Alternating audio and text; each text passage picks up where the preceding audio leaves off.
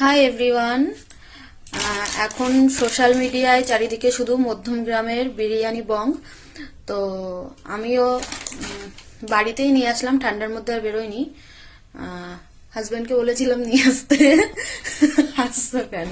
তো প্যাকেজিংটা বেশ সুন্দর, বেশ ভালো লাগছে দেখতে। জানি না খেতে কেমন হবে।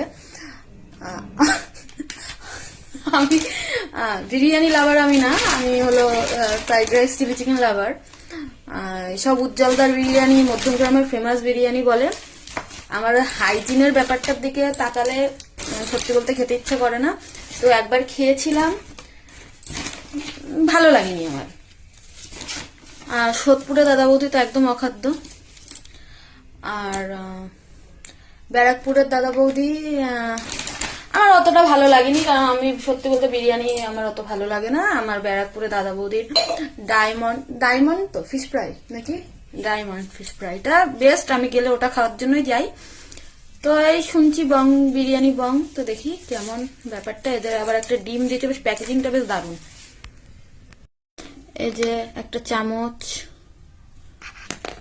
একটা টিস্যু, এটার মধ্যে ডিম আছে, এটার মধ্যে স্যালাড। প্যাকেজিংটা বেশ ইউনিক, খুব সুন্দর। খেতে কেমন সেটা খেলে তবে বুঝবো, দেখা যাক।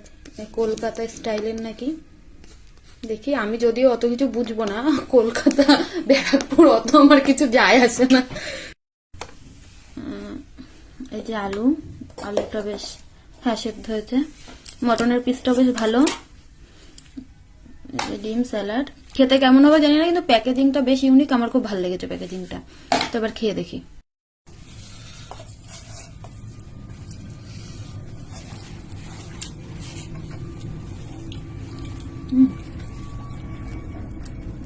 সত্যি ভালো।